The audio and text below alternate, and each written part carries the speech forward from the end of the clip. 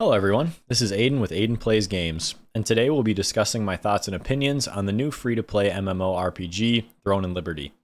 Throne has been live on the public servers for about a week now, and I wanted to give my thoughts and opinions on the game so far and help you decide if it is worth taking the time to play. So what have I enjoyed so far about Throne and Liberty? As I mentioned earlier, this game is free to download, which is extremely inviting for new players. For me personally, this was a major reason I decided to try the game and probably wouldn't have purchased if it was the usual game price tag. After all, who doesn't love free games? I think my favorite part of the game so far has been the visuals and how crisp the open world looks. Part of the fun for me in open world games is being able to feel totally immersed in the world I am in. From beautiful cities to breathtaking landscapes, the Throne and Liberty world does an amazing job capturing my attention and makes it enjoyable to explore all parts of the map. While I feel the story is somewhat lacking, I think the realistic visuals and art styles makes up for the lackluster content. And even if you aren't overly engaged in the story, you can still appreciate progressing the quest line with how great it looks along the way. They also added a TLDR feature after each cutscene and quest dialogue that is super helpful to summarize what is going on, and doesn't require you to read all of the text in each dialogue. I found myself using this recap often, based on how much information some of the cutscenes covered. Throne and Liberty also offers a seamless fast travel system that makes it even easier to enjoy the open world. Fast traveling seems to be very well optimized and does not require loading screens traveling from one part of the map to the other. An added bonus is that before level 30, all fast travel is free, allowing players to save their gold and use it to help progress their skills and gear during leveling. I also enjoyed getting access to morphing early on in the game, which is essentially the mounting system in any other MMO. This helps speed up the leveling process, and I wish other games would give you this ability sooner. Now let's move over to what I didn't enjoy and think could be improved. Personally, I hate when games offer an option to pay money and play the game before it is available to the general public. It feels like such a money grab to me, and I know this is a super nitpicky critique, but I really hope this isn't something that becomes an industry trend in gaming. In my opinion, the biggest drawback of Throne and Liberty is how difficult it is to switch your character build if you want to try something new. One of the first decisions players make is what weapon combo they want to use throughout the game. Players will then begin to build weapon mastery and improve their skills to unlock new abilities and make their spells and skills stronger. This is accomplished while using scrolls that you acquire through the leveling process. If my character starts with a crossbow and daggers and spends my scrolls leveling up these skills, and then midway through the game I decide I want to switch to an entirely different weapon combination, it is very difficult to transfer your progress and will require real currency to obtain the necessary materials. As someone who loves to try out many different gameplay options to find what I find the most enjoyable, this is a major downside to me and makes me hesitant to invest a great deal of time into a character. One of the recommendations I have seen in many before you start videos is planning out your build before you begin the game. While I think this has its place for players who want to have the most optimal build, that should be the exception and not the rule. Many casual gamers do not have the time to invest a great deal of hours researching their build.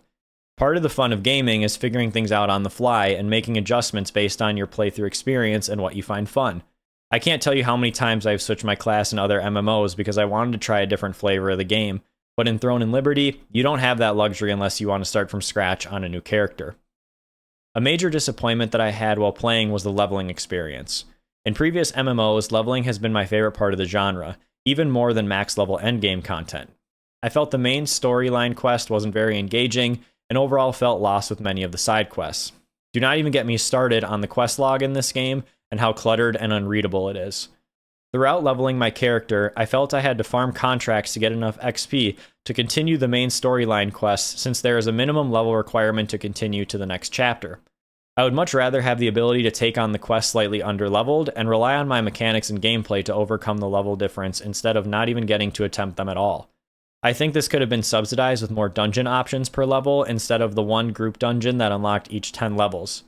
Many games I have played in the past, such as World of Warcraft, gave you several dungeon options per level range so that it did not get repetitive doing the same one over and over, and was a great way to get good gear and close the level gap required to progress the main storyline. Also, having to purchase World Tree leaves from vendors in order for my character to passively heal is probably the worst mechanic of any game I have played and made no sense to me. From watching some of the early access gameplay, I was really optimistic about the combat system. However, I was pretty disappointed as I started my own character. The option of classic or action mode seemed unneeded to me and overly complicated for no reason.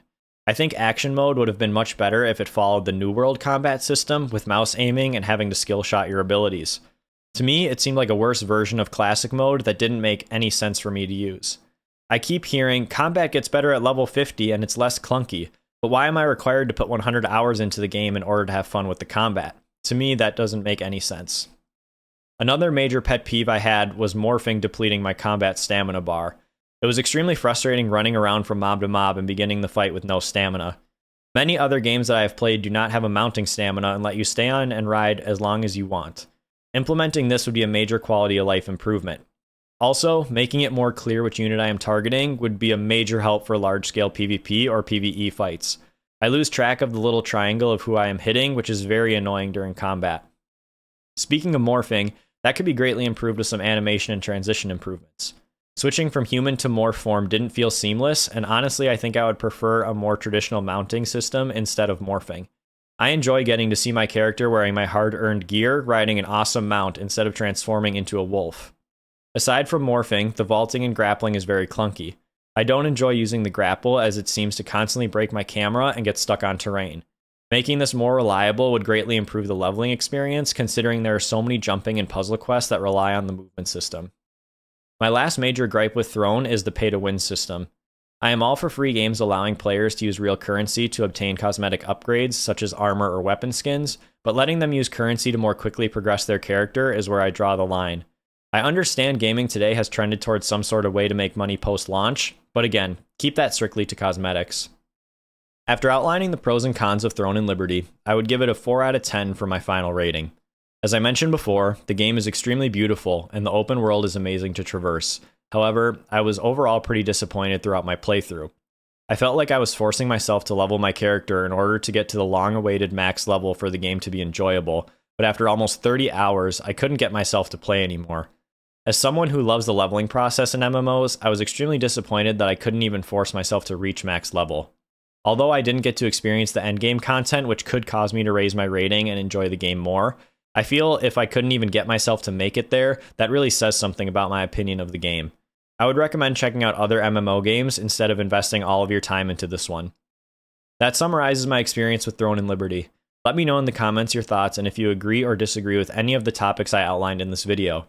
Leave a like and subscribe if you enjoyed the review, and let me know in the comments if there are other games you would like to see reviews for, or upcoming titles that you are excited about playing.